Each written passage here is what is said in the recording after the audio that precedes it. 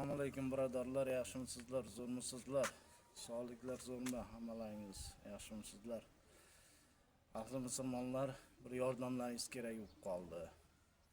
O'sha Rossiyada men ham ishladim borib, bir ayol qizi bilan Rossiyada sotilib ketgan ekan. Meni xotinim kasal edi, ruhiy kasal. Men o'sha ayolni o'z nikohimga olgan edim Rossiyada. Lekin unga yordam beraman deb urindim. Oxiri Allohdan ekan kuchim yetmadi. Kredit oldim, boshqa qildim, dokumentlarimni to'g'riladim. Lekin kuchim yetmay qoldi. Oxiri granitsaga kelganda uni ushlab qoldi. Zolotoy koronadan qarzing bor deb ushlabdi. Ahli musulmonlar, bir yordamlaringiz kerak bo'lib qoldi. O'sha ayol hozir qizi bilan Rossiyada qolib ketdi. Kazanda turibdi. Bir o'ris erkak kishining qo'liga, kvartirasiga joylashdi. Endi o'shanga yordam kerak. Har qanday yordamlaringiz bo'lsa qilsangizlar, iltimos sizlardan. Bu savob Alloh yo'lida. Endi bu ayol qolib ketmasin o'sha Rossiyada. Iltimos yordam beringizlar o'shanga. Shu yordamni so'rab qolaman sizlardan. Yordamlaringiz savob bo'ladi. Yo'llaringiz ochiladi. Ishlaringiz rivojini beradi. Ahli musulmonlar, bir bo'laylik, yordam qilaylik o'sha ayolga. Rossiyada qolib ketmasin. O'zi Kazanda hozir. Yordamga muhtoj. Bir oyga pasport olgan. Qayta pasport bermas ekan. O'sha sirog ichida ayol Rossiyadan chiqib ketish kerak. Ahli musulmonlar, birodarlar, yordam qilinglar, iltimos sizlardan. Assalomu alaykum aziz Rossiya Federatsiyasida ishlab yurgan musofir do'stlar, o'zbekistonlik aziz do'stlar, o'rta osiyolik aziz do'stlar, mana shu opalarimiz, bu opamizni, bu singlimiz qizi ekan, bu opamiz ekan. Opa, ismingiz nima? Muhabbat. Muhabbat opa, sizlarni 2019-yili Farg'ona shahridan olib kelganman. birov olib kelgan. Birov olib kelib nima bo'lgan? Haqiqat Sotib ustimizdan kredit olib nima qilgan, biz bilmaganmiz-da. Bilmagansizlar. Xo'p. Qayerga olib borib sotib olgansizlar? Samaraga olib kelgan, ishda olib kelgan. Nima ish deb olib kelgan? Endi magazin, ana shu nimalarda ishlaymiz deb olib kelgan.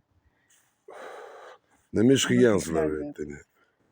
Olib kelgan, bir ikkita erkaklarga qo'shgan, majburlab qo'shgan.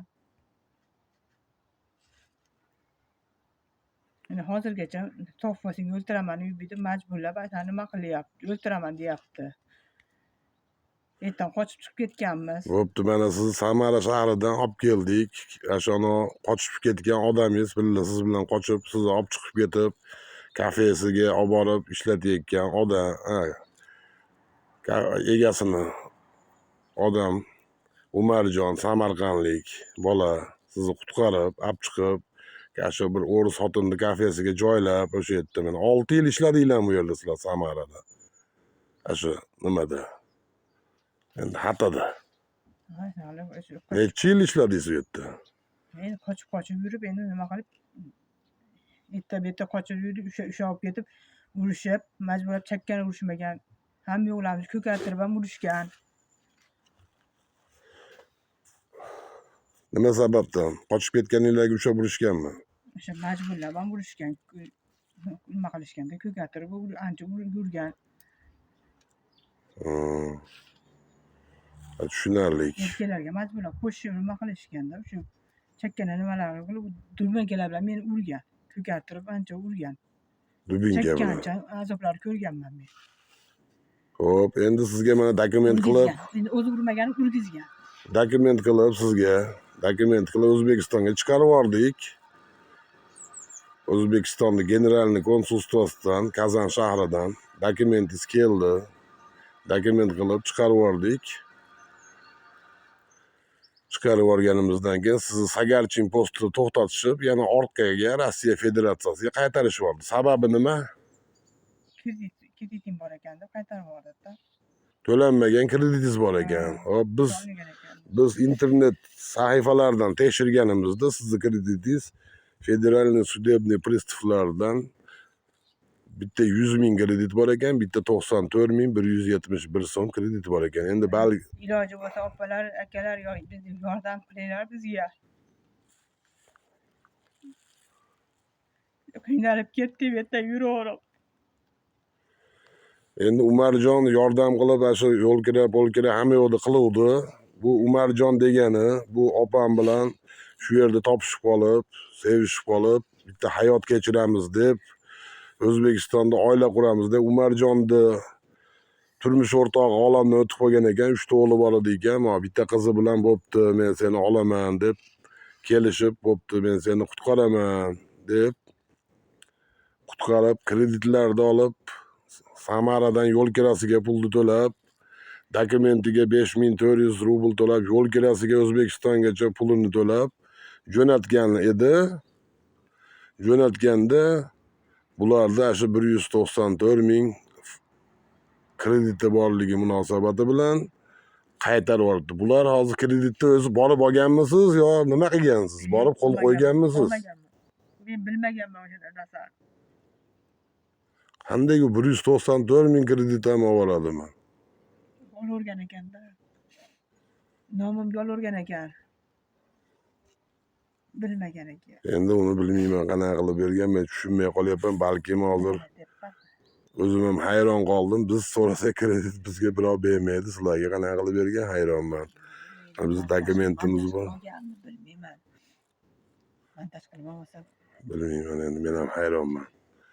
Shu sababdan aziz yurtdoshlar, aziz do'stlar, mana bitta oila tikalanayotgan oila hozir shu kredit munosabati bilan mana Rossiya Federatsiyasidan chiqib keta olmay qoldi. Aziz do'stlar, kim qo'lida bo'lsa yordam qilsin. Mana o'sha yordam qilinglar opalar, akalar. 1000 so'm, 500 so'm bo'ladimi, balkim bitta sirazi to'lab qo'yadigan boymoq akaxonlar chiqib qoladimi, aka-uka, opa-singillar. Rossiya Federatsiyasida yurgan aziz do'stlar, bularni kreditini to'lab, chiroyli qilib O'zbekiston Respublikasiga chiqarib olsak yaxshi bo'lardi. Mana hurmatli aziz do'stlar, Muhabbatxonni mana aka, Damir aka o'zi bilan bu yerga olib o'tiribdi uyda. Hozir gapirmoqchi. Nimada что-то скажете? Да, я хочу сказать и хочу обратиться ко всем узбекам в основном, что я крайне возмущен этому народу продать своих же земляков в рабство и Здравствуйте. тем самым, как говорится, опорочить свою нацию. Своя нация, да. Да, продать в рабство и довести дело, что несчастные, как говорится, отобрали у них паспорта, заставляли заниматься проституцией. На их паспорта, значит, сделали кредиты, оформили. И тем самым, как говорится, их теперь даже на родину не пускают, отсюда выехать не могут. Вот. Я ко всем узбекам обращаюсь, чтобы по возможности могли помочь. И мусульмане, я обращаюсь ко всем, кому не безразлична судьба двух девушек из Узбекистана, узбечки, которые попали в рабство в Россию и которые не в состоянии самостоятельно уехать.